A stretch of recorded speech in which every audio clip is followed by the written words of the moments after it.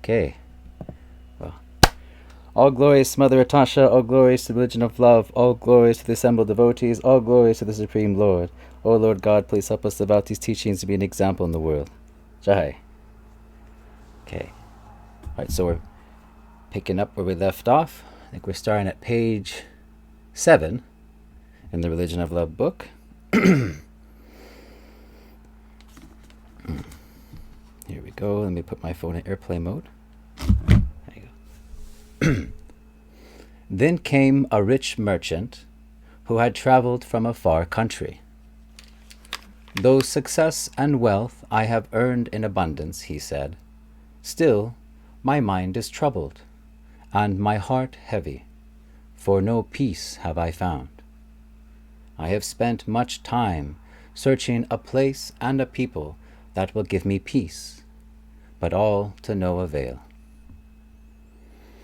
And I told how I had asked the very thing of her, saying, I too, like you, sought only peace, yet trouble, hate, and strife were all around about me, and no peace could I find. And I was filled with anger, and my words were harsh to hear, and many enemies did I make. And I asked of her, as you have asked of me, saying, let me go down into another country, away from my enemies, to a new place, among a different people, there to find peace. And she in answer said, why seek you inner peace by outer action? Seek not another place, nor people, but seek instead the spiritual knowledge by which a man may know himself, and knowing himself may free himself from the pain of anger, anxiety, hate, and fear. For where can you go that you take not yourself?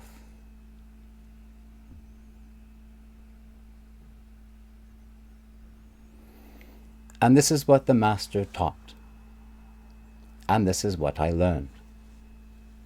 I learned that it's not what others say or do, the gain and loss that comes in life, that cause your pain, your anger, and your fear. It's what you think of what they say or do, or what they do, that cause your pain, your anger, and your fear. For as a man thinks, so shall he be. It is from your thoughts that feelings come, and out of feelings will you surely act, and out of action, reactions will come back to you. By your own thoughts do you create your life. Change your thoughts, and you will change your life.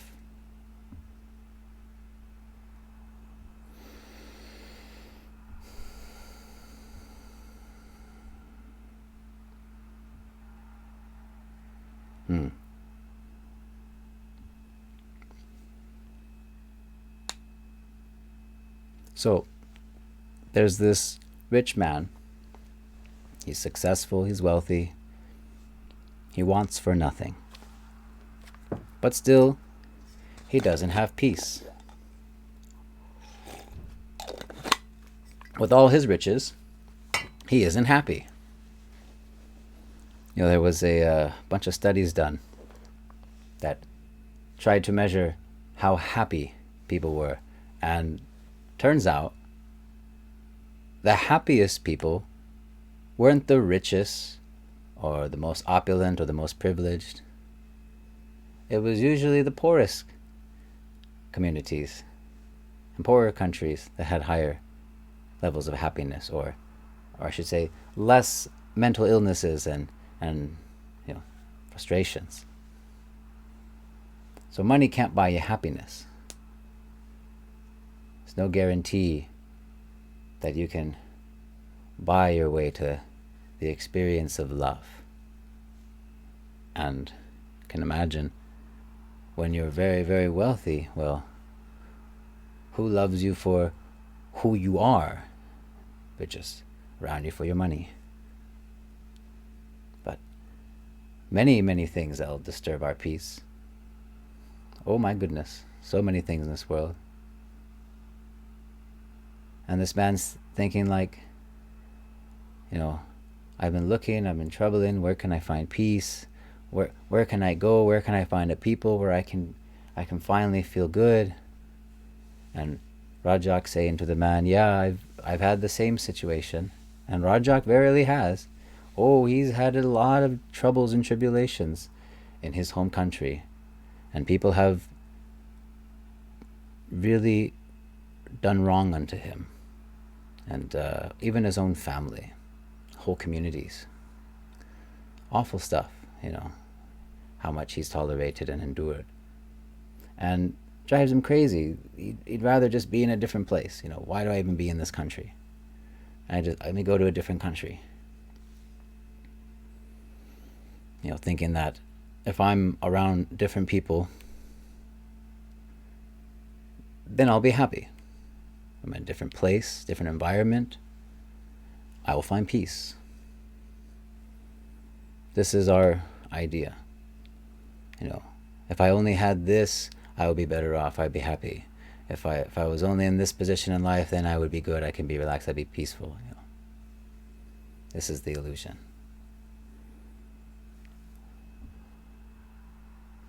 And it's an illusion. Why? Because where can you go that you take not yourself? Where are you going to run from your own thoughts and your own demons within? There's nowhere you can run on this earth. There's no people whose embrace you can jump into that's going to give you protection from the pains of anger, anxiety, hate, and fear.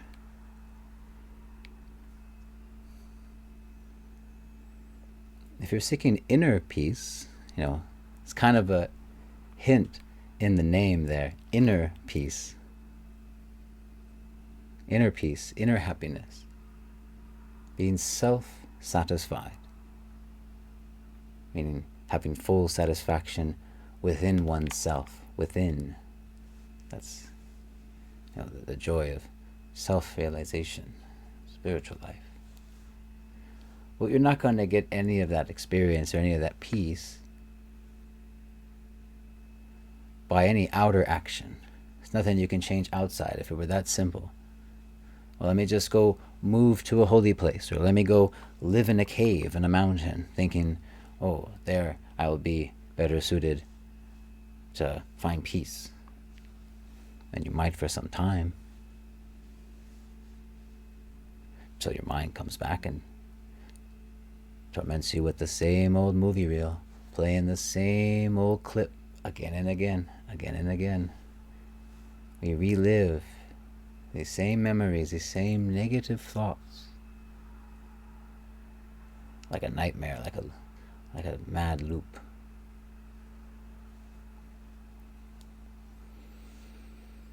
Seek not another place nor people, but seek instead the spiritual knowledge by which a man may know himself. And who is the self? The self is the spirit soul. That's the real you, the real us, the one inside the body, the one we, the individual, conscious, eternal, beloved lover, servant of God, who is giving life and consciousness for the time being to this material body made of material elements. But we are not the body. Bodies come and go. We're not the mind. Minds come and go. They're part of the body. We are the self, the spirit soul within the body, that remains eternally so. Even when the body dies and goes, the soul remains. It just goes into another body as we desire and as we deserve. Spiritual knowledge by which you can know your real self And stepping away from the mind, being the observer of the mind, knowing that we aren't the mind, we aren't this body, we are eternal spirit souls, and have nothing to do with this material world and all of its illusory thoughts and all this false identification with the body as self. If you can realize yourself, self-realization, reawaken your original consciousness, which is beyond the mind, then you can put the mind aside like a good tool, like a good computer and calculator that it is, and storage, memory data bank. And that can be put aside, and it wouldn't bother you no more. In fact, by that time you would have deprogrammed all of the bad malware and removed all the viruses and bugs, cleaned up the PC, the computer of the mind, and it's working really nicely now in your favor. It's a nice tool whenever you need it, but you won't need it anymore unless you need to remember something. In the meantime, you'll be in the now. That's spiritualization, being in the now, being present in your original consciousness, where there is no fear, there's no anxiety or hate, all these negative feelings, all these powerful emotions that just rend us with grief, lamentation, sorrow.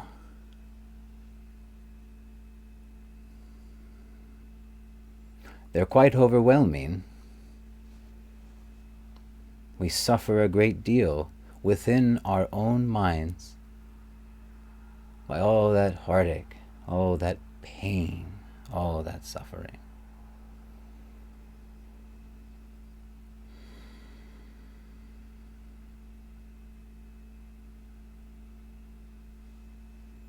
But we don't have to. You know, every spirit soul that comes into this material world has to endure the threefold miseries of life. Miseries caused by nature, extreme heat, extreme cold, torrential rain, strong winds, natural disasters, mosquitoes. Miseries caused by other people. We know how that goes. And miseries caused by our own minds and bodies. No one can avoid these three miseries of life. And also all who enter in this material world suffer birth, death, old age, and disease. Can't escape those. But that third part, suffering of the mind and body, well, the mind part, that one thankfully is optional. We can actually free ourselves from the disturbances and the miseries caused by our own minds. And that is part of the process of self-realization and all this wonderful knowledge of who you really are, of your true eternal self, that you are separate from the body and the mind. That is the first step. Aham Brahmasmi. I am spirit soul. And only one who knows he is not free, that he is in the clutches of this material illusory energy, this creation. Only one who knows he's not free can get free. Kind of like the Matrix, right? Everyone's plugged into the Matrix. No one knows it's a simulation. They're all in their little weird AI robot battery feeding pod things. Nobody knows. And for one who does know, takes the red pill, takes a spiritual life, hears knowledge of who he really is, that he's not this body, he's not this experience you think you are. You are the spirit soul within. And you can free yourself from all this anxiety and hate and fear and anger, and all the pain and misery that comes with it, if you have knowledge. For by the light of knowledge, the darkness of ignorance is dispelled. So where can you go that you take not yourself? There's a nice story or anecdote. There was this couple. They packed up and were on the road looking for a new town to settle. Up they moved. And they came across this town, and they saw an old man sitting on a porch. And they say to the old man, "Howdy, old timer. What are the folks like around here, looking for a new place to settle?" And the old man says, "Well, what were the people like where you came from?" And the folks said, "Well, they were mighty kind, friendly, nice folks." And the old man says, "Well, you'll find the same type of folk here." Time goes by. Another couple comes by. Same situation. They're also moving, also looking for a new place to settle. And they also chance upon the same old man sitting on his porch. They say, "Howdy, stranger. You got a moment? What are the folks like around these parts? We're looking for a new place to live." The old man repeats the same question to them. "Well, what were the people like where you came from?" But this time, the folks say, "Oh, they're awful, rude, didn't get along with anybody. Don't want to deal with them ever again. That's why we're moving." And the old man says, "Sorry to say, you're going to find people like that here too."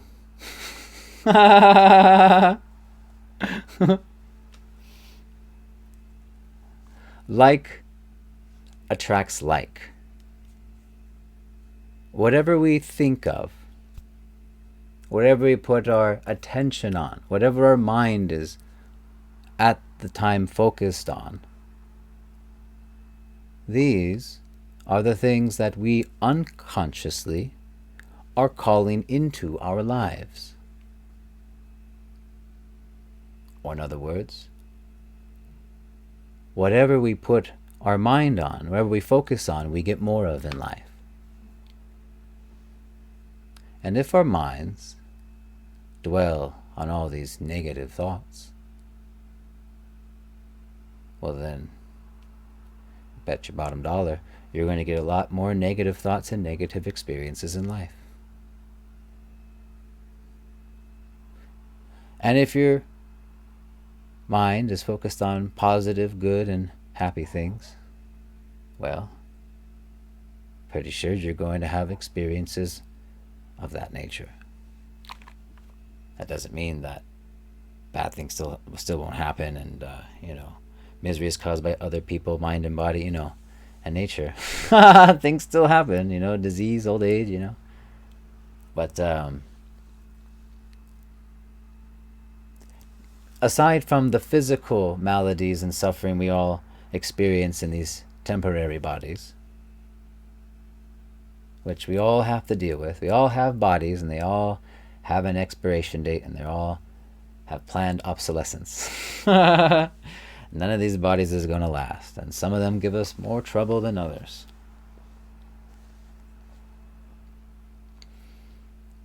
But, we can learn to live and tolerate with a lot of things. It's amazing what human beings can adapt with, right? Human beings, human tenacity and determination and willpower, it's powerful. Wow. But that's not the worst suffering we all experience. The worst suffering that we experience, worse in the body, is that suffering in our hearts, in our minds. Depression, anxieties, guilt, shame, fear, anger, hatred. All of these feelings, all of these thoughts, all of these, unhappy, unloving feelings that we all experience. These are the things that are really debilitating. I mean, someone you care about says harsh words and slaps you in the face. Well, that slap, which I'm sure smarted, it hurt, the pain of that will heal rather quickly. They find in a day, I'm sure. But the harsh words and the whole action of it, because it was someone you cared about, and now what you're thinking about that, that can scar you and traumatize you for life. And even though you've already healed from the physical wound, the slap, the emotional, the mental wound is fresh like it happened only yesterday. And we experience the same pain, the same feelings, the same sad and horrible, painful, miserable emotions, completely fresh, like it just happened. And how we replay these memories, replay these loops, like literally sitting down inside the movie theater of your mind and putting on an old home video that is quite traumatizing. And the mind sure does love to focus on the negative. That's why people slow down when they see a car accident. They slow down because they want to see how bad it is. Really? Mind loves to focus on the negative. That's why negative, shocking, outrageous, violent, types of headlines sell more newspapers than positive, nice things. War is more banging of a topic than peace. So the mind loves to focus on the negative. And it will replay and think on our negative experiences in life. And why is it that we keep suffering the same heartache, the same hurt, the same scars over and over and over again? And it seems even years go by and we can't let these go. Usually time does heal. But does it really? Maybe there might even still be some of it swept under the carpet. And even though we don't see it, still it's under the carpet, it's festering, it's getting worse, and it's starting to stink. And that's just affecting everything. It's affecting your mood. It's affecting your mental state.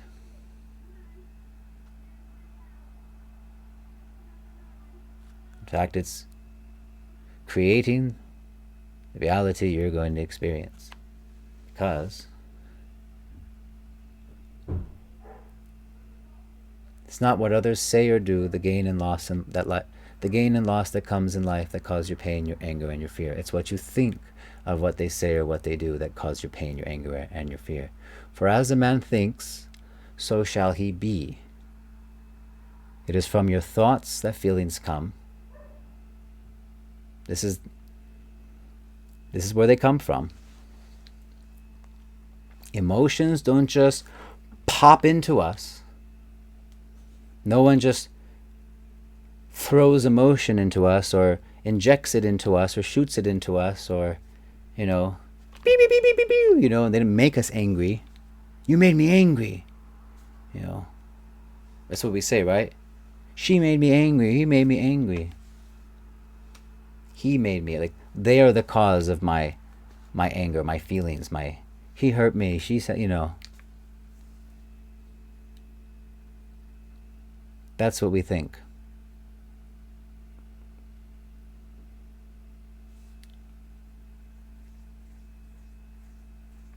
For as a man thinks, so shall he be. It is from your thoughts that feelings come. Feelings don't come from outside of us. They come from our thoughts. So, this means with knowledge,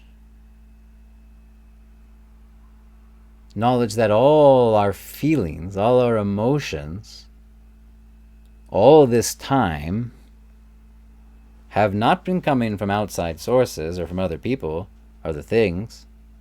They've been coming from our very own thoughts. With this knowledge now, time to take complete ownership. That's right. Time we now own all of our feelings and thoughts and quit blaming other people and things outside of us for what's actually inside of us.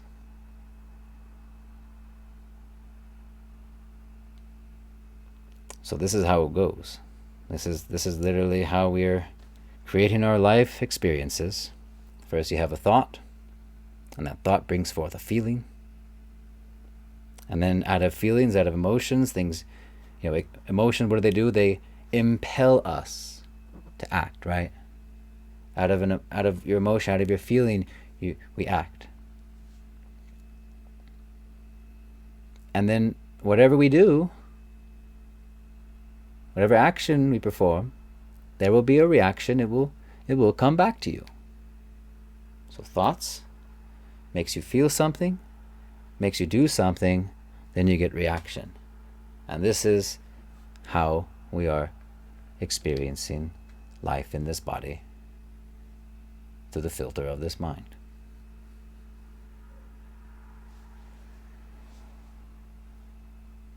If you change your thoughts, well, you're going to have different emotions, different feelings, which impel you to different actions.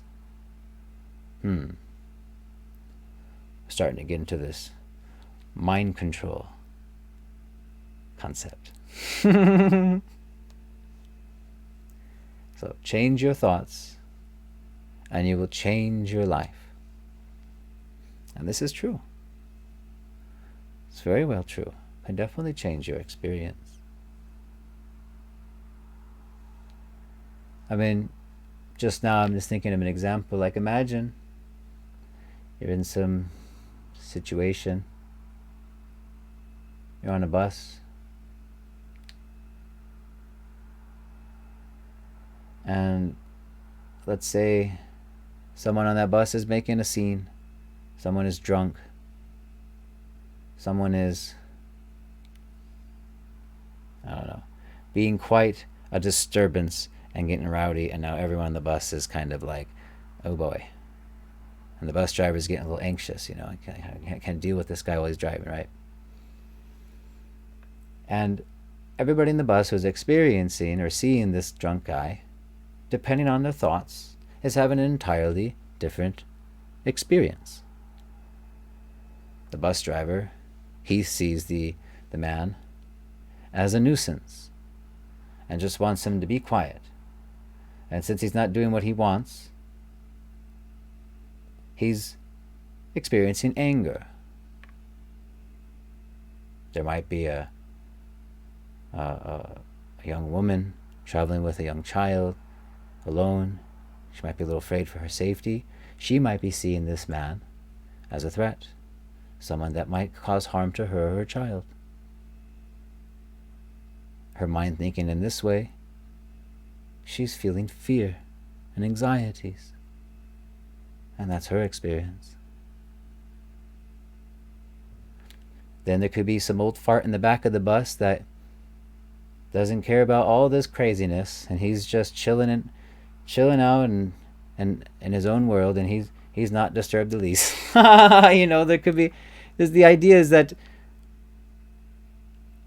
even though we're all in the same bus, we're all in the same boat, we're all having a different experience, we're all having different emotions going on, all based upon what we're thinking, where our mind is at, where our consciousness is. Whatever you think, that's what you're going to get more of. Like attracts like. And it's important to know that we don't blame others for the things we are feeling or experiencing within. People still do things shouldn't be doing. Some people are doing some naughty things or causing suffering to others, or maybe a woman should be careful, of course, and the bus driver ought to, you know, desire to keep control over passengers under his care. But still, the feelings, the emotions we have, those are ours. Those we have to take ownership of. Because it's not what others say or do, really, that we visually and audibly hear. It's not what they say or do that cause our pains and angers and fears. It's what we think about what they said or what they did. So, okay. I'm going to stop there. I'm going to end the recording here and then restart it because the webcam's been acting kind of funny. Learning as we go. Recording. Okay. Now to Discord. All right. Yay. Okay. So, does anybody have any questions related to the class?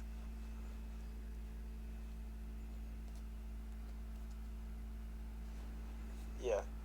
So you mentioned controlling your thoughts. Oh, sorry. Can you start again? Oh, hello? Sorry. Yeah, so you mentioned controlling your thoughts. How would you go about doing that, and then what would you try and change them towards, and how? Okay. Well, let's do a little experiment. So I want you to close your eyes. And anybody watching this, just indulge yourself. Just close your eyes. And I want you to picture a big, fresh, juicy lemon. With little dewdrops on it. Nice and fresh, like it's come out of a commercial. Now I want you to grab a knife, slice that lemon in half. Now I want you to grab that lemon in your hand and take a big bite out of it. Now, you can open your eyes now. Did you see a lemon in your mind? Yes. When you took a bite out of it, was there any little puckerness in your face? Yeah. So, just then and there, you controlled your mind, and that created your experience. And as far as what we want or what we should focus on, well, that depends on what your goal is in life. So whatever it is you want to achieve or to become or to learn or etc., or if your goal is spiritual life, you want to become a devotee of God, or have love of God in your heart, first you must know what it is you desire, and then you can focus on things that will bring you towards that. Now, if your desire is to be free from suffering, and immediately right now you're suffering emotionally, mentally, then changing the thoughts, that's the root cause of all those bad feelings, would be the way to go. And that requires being somewhat of an internal detective of your own mind.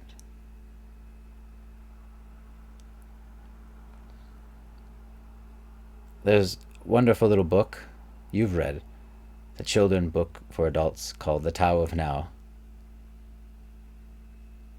And when Swan instructs fish how to control his mind, he says,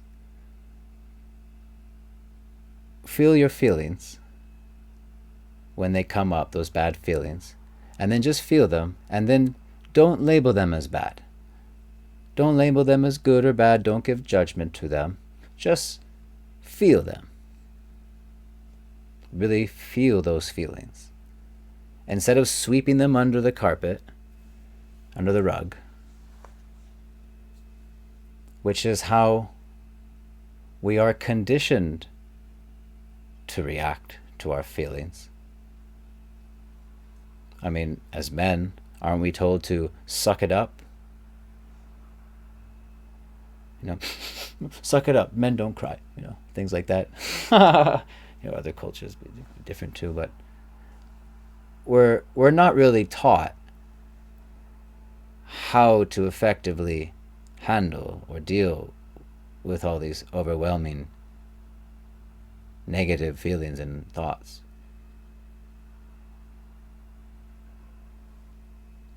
But if you're like a little fish who runs into a swan, like Mother Atasha,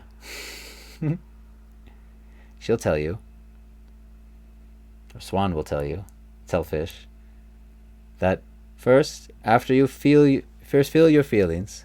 Don't label them as good or bad, just feel them, and you'll be surprised at just how much observing your feelings, it will lose its power and influence over you, or at least lessen.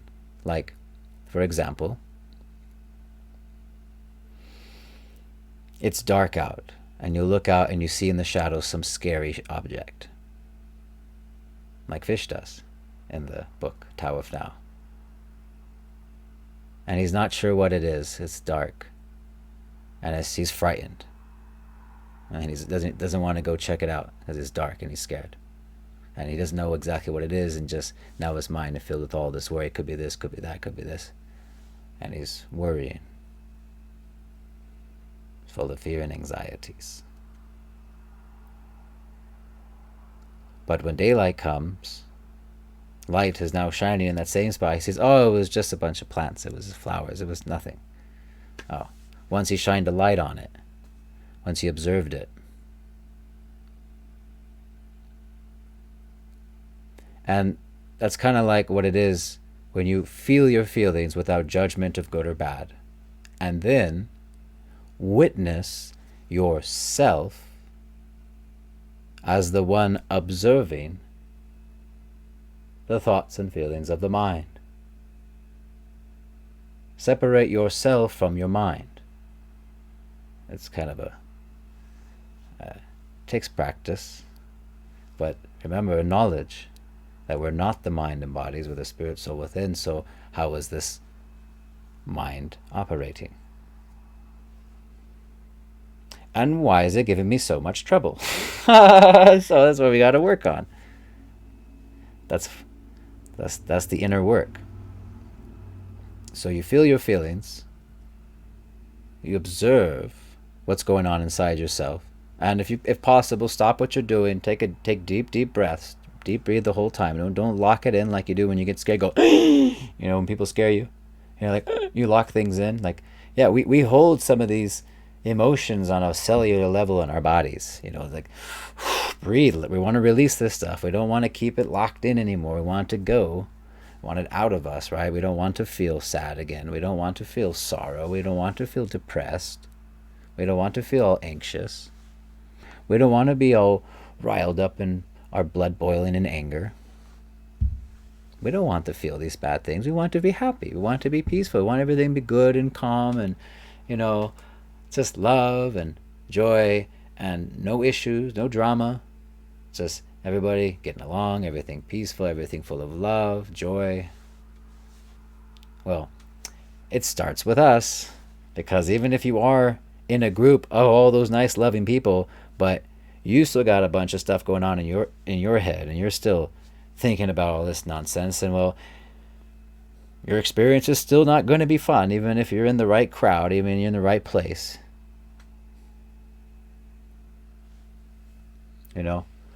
Just imagine, like, one kid's upset in the family van on the road trip. All the kids are having fun, but one kid's not having fun because he's upset about something, and it's been bothering him for days, right? See, all the kids in the same boat, same experience, but one kid's not a happy camper. Why?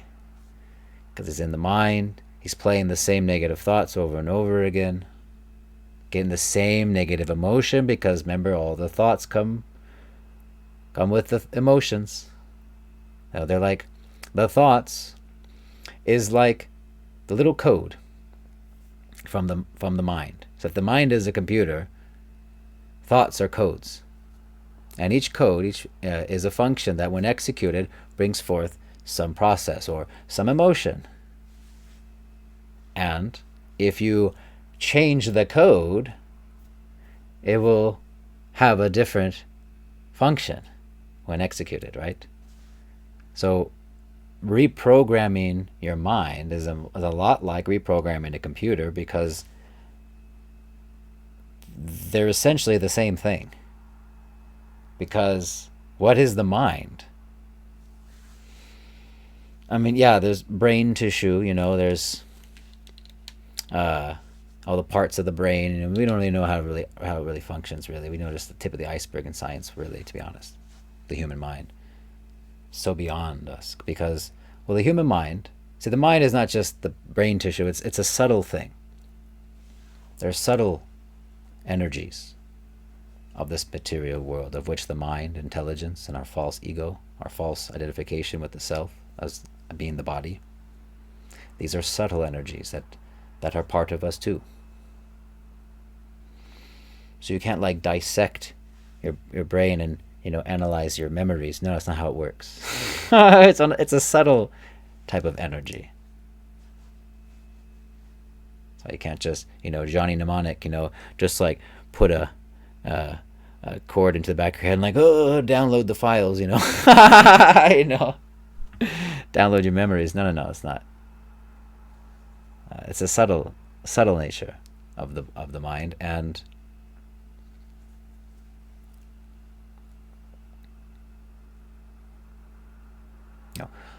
speaking of mind, I just had a brain fart and lost my train of thought. The mind, right? Where was I going with that thing about the mind? Okay, the subtle mind, right?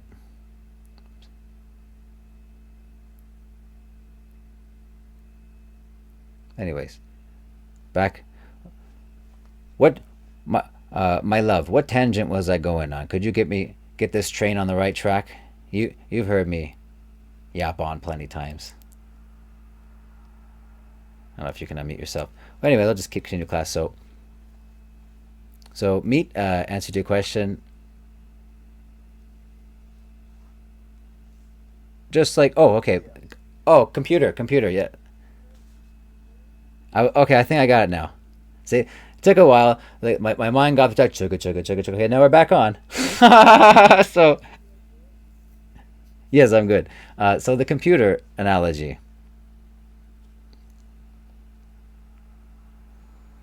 So you can't physically alter your thoughts by manipulation of the body. No. It's a subtle thing, and it happens internally. And this is done by us being the observer of the mind and trying to be the programmer of the mind and not the one who is just at its whims. Because that's basically the situation we're in now, is the ChatGPT AI autopilot that doesn't stop thinking, doesn't stop generating thoughts based off of the data that it has collected from a lifetime of experiences and sensory input. Data coming in, tons of data from all your senses. Data that you've seen, everything you've ever seen, everything you've ever touched or felt, everything you've ever tasted, smelt. Every thought you've ever thought, every feeling you've ever felt, every experience is all recorded in the vast, unlimited storage bank of the mind. This is an unlimited data storage of the mind. It's beyond man's capability of creating such a fabulous computer. This is God's creation. God designed this human mind, these human bodies. So these minds, sticking with this computer analogy, which I like it because I relate to it a lot personally. If we understand that a mind or a computer that has a lot of bugs in it, a lot of viruses, a lot of malware, or a lot of negative thoughts, a lot of trauma, a lot of bad emotions, when you're trying to get work done on that computer with all the bugs, I mean, I can barely get work done. I got all these crazy pop-ups distracting me. It's going super slow. I can't really concentrate and get work done effectively. And I'm just frustrated. So, kind of like our minds. If we're full of all these negative thoughts, having all these negative feelings, and our mind's constantly distracted by reliving the same video, the same old home video, the tape, just replay that memory again and on the big screen, yeah. Let's replay it again. In fact, now let's tweak it a little bit with the Chat GPT of the mind, which is using all the data of every experience you've ever had, and now generating thoughts about it. Oh, maybe if I said this, what would be the reaction? Or I should have said that, and then we start reliving this whole thing in our mind, having these conversations, experiences that never really happened and are completely illusory, and like we're in a totally different world, not even now or present at all what's going on around us. I think we've all been there, right? I've been there.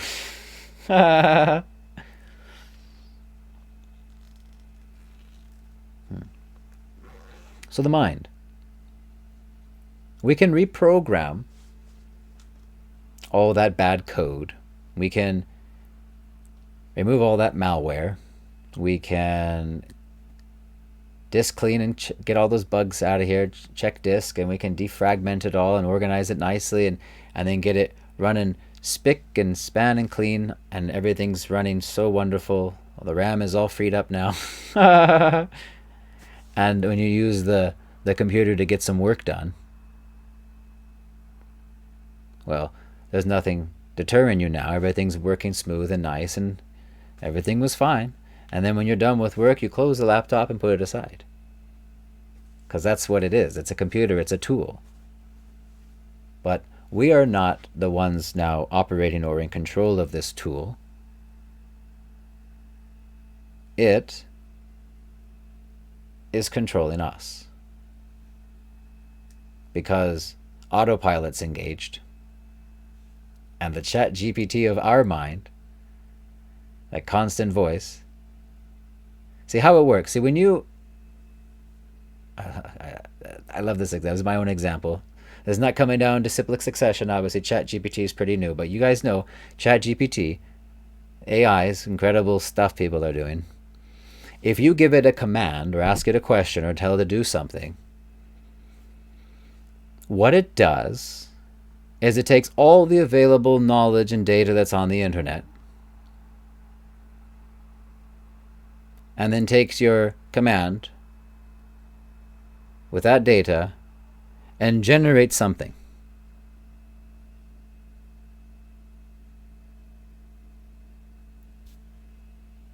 But ChatGPT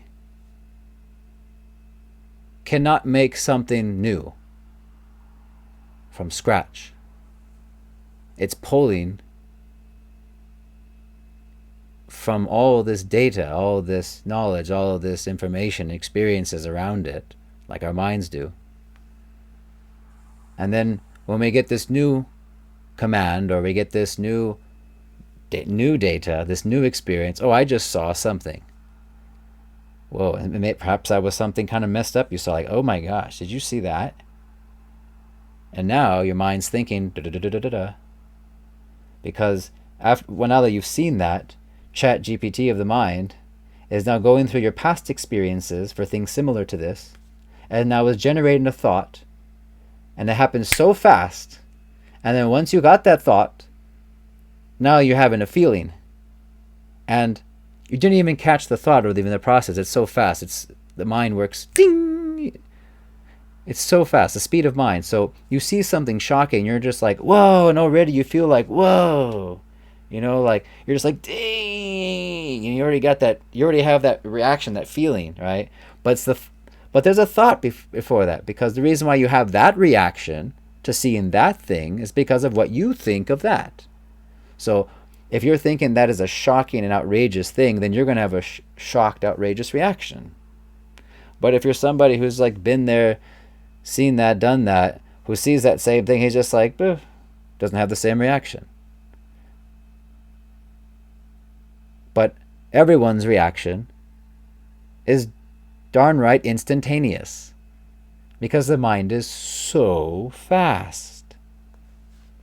It says in the scriptures, the fastest speed in the material universe is the speed of mind. It ain't the speed of light. Mind is faster than light. So fast that when we see something, when we experience something, immediately our mind, from all the data and all the things and all the experiences had, immediately comes up with a thought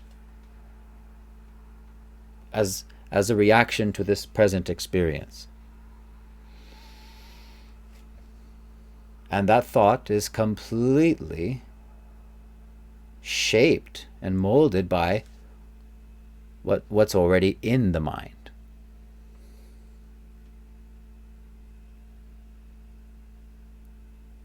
It's nothing new. It's nothing put in there. It's pulling it from what's already there. The new data, the new experience is happening right now. That is the new data. That's the new experience. That's what's happening right now in this moment. But all of your thoughts, all of your reactions, all of your feelings, everything that you're experiencing inside, everything you're thinking right now, everything going, that's all inside. And it all starts in the mind and in what we're thinking. And every single thought is changeable. Just like every little line of code can be rewritten. And there's a whole process to it. It's called the peace process, and we're going to get into that sooner or later. I know I've mentioned it quite a bit. But we're laying the groundwork, actually. Some of this knowledge is the preliminary steps of that peace process, which is essentially just going into your mind, feeling the feelings. I would not say going into my, let me rephrase that. Observe yourself, observing the mind. Just like record skip, and just like stop everything. Take a deep breath, close your eyes, and just stop for a second and see what's going on. What am I feeling and thinking right now? And just observe what we're feeling and what we're thinking. What am I thinking right now? What am I feeling right now?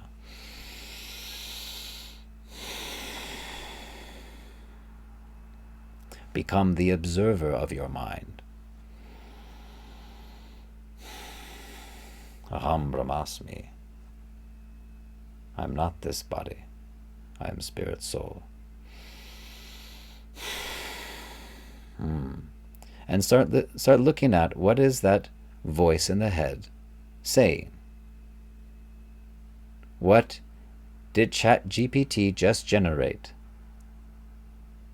What did the mind think?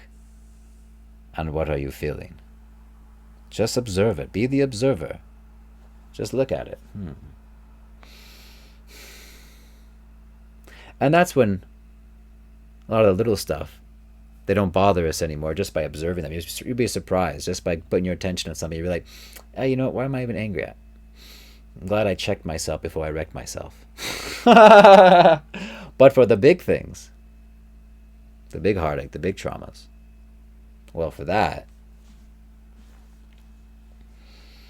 you got to find the original thought that brought the feeling up. Because remember, it's not what others say or do, the gains and loss that come of life that cause our pains, our angers, and our fears. It's what we think about what others say and others do, and these things that happen that cause these feelings.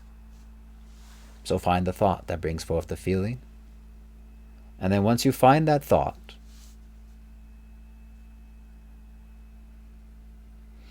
which is a negative thought and isn't true,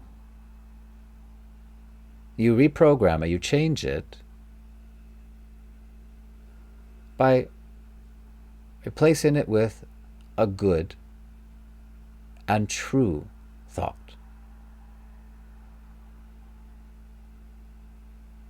Find the bad thought that's negative and illusory. Replace it with a true thought that is good and rooted in knowledge of the self and in love. Find a good thought about that person or thing that originally started all this. Remember, we're trying to change our thinking. We don't want to blame and punish other people. Remember that. Because no one can make us feel or think anything that comes from us.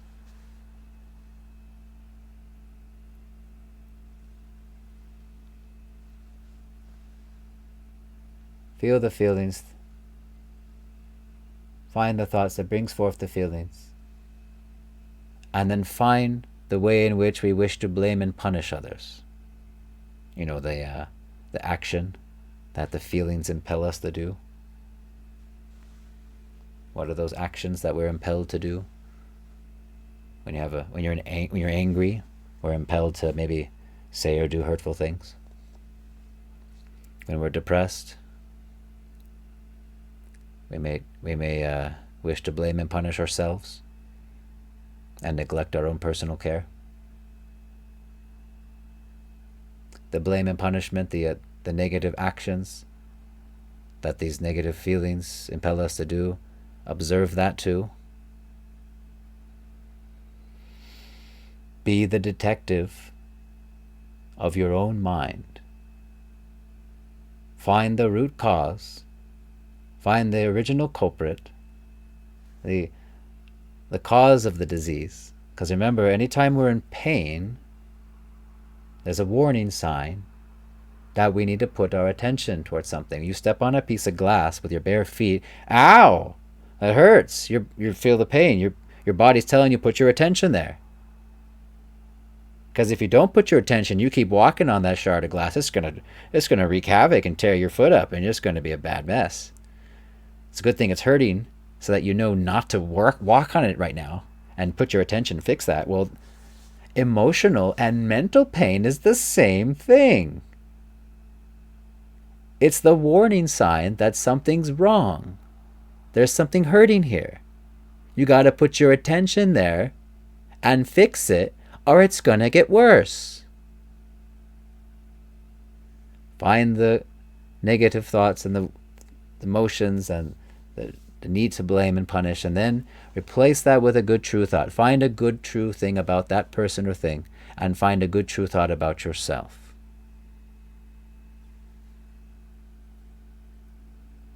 And it has to be true, otherwise it's not going to stick. And then the trick to it all is calling upon the names of God to help restore you to love and execute the function. See, that's the thing. We can write the new code and change our thought patterns, but it's not going to stick unless we get admin approval to put in their password. Then it can. We need admin access function for this. So that's because the illusory energy of the mind is too powerful. It's so powerful. It's overpowering, man. Oh my gosh, it's so hard to control our mind. So we pretty much depend on God to carry us, and we chant His holy names and ask Him, would you kindly execute this function for us and help us let go of all these negative thoughts and feelings and let the good and the true and only love remain. We need God's help for that. So I'm essentially just giving you a little bit of the peace process, but oh my goodness, time just flew by. Look at me yap. You said one question. I talked for half an hour. Any last thing anybody wants to say? We got a minute left.